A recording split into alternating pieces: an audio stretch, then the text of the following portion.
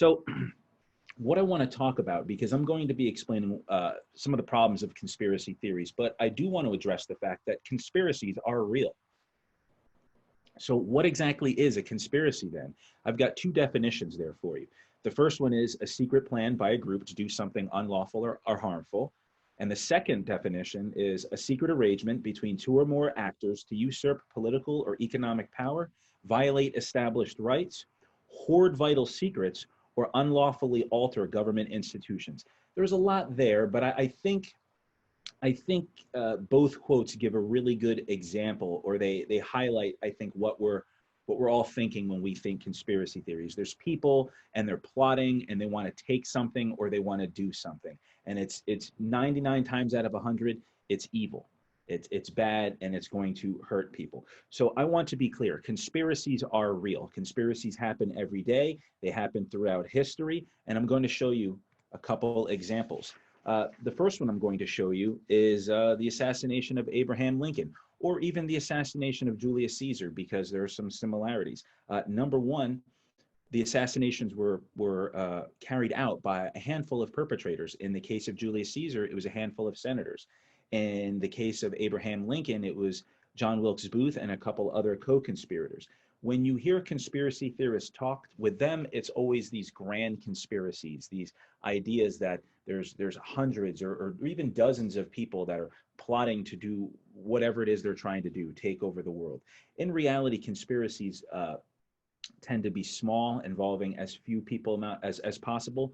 The more people there are, the more people you have to worry about leaking the secret. But again, we're going to come back to that. And of course, this was well before the Secret Service. This is in part what led to the Secret Service. Another instance of a conspiracy guiding history, I'm sorry, not guiding history, but driving history, affecting history, would be, well, you see this man here, Gavrilo Princip, and the symbol there of the black hand, the Serbian independence group that he was a member of.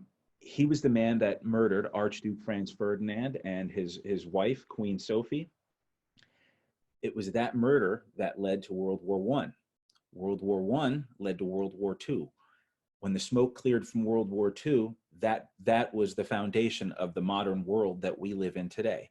This one man, this man and his group of co-conspirators changed history, changed world history from one assassination. And like I said, I want to keep getting into your head that conspiracies are real. So again, one more example would be President Nixon trying to cover up the Watergate scandal. It was real, it happened, he was impeached, and he left office because of it. But here's the problem. We're going to talk about conspiracy theorists now and power. Conspiracies are real. Conspiracies happen every day, but they don't happen in the way conspiracy theorists believe they do. So what is conspiracism? Conspiracism is the belief in or advocacy of conspiracy theories. And conspiracism tries to figure out how power is exercised, but ends up oversimplifying the complexities of modern society by blaming societal problems on manipulation by a handful of evil individuals. So you see down there the evil gentleman from the X-Files. In the lower right-hand corner there, you see the stonecutters from The Simpsons. Again, this shadowy organization that's pulling the strings from behind the scene. So these individuals can be national or global in their reach. Sometimes they already have total power. Sometimes they're close to absolute power. Now, conspiracy theorists tend to gloss over the fact that power is dispersed among millions of individuals, families, and corporations throughout the United States and throughout the world. Just because you're a billionaire, just because you're incredibly powerful, just because you can fund all the politicians in a particular state, doesn't mean that that power extends to another state. I could be incredibly powerful in the state of New Jersey. It doesn't mean that that power is going to extend to a state like California. So conspiracy theorists tend to think there's one small group of individuals controlling everything, without realizing that industries rise and fall, powerful players, individuals come, they rise and go. So power is ever shifting and it's ever changing.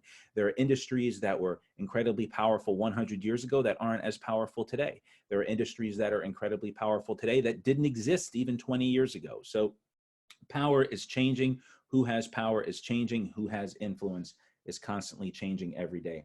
And unfortunately, conspiracy theorists tend to gloss over that fact.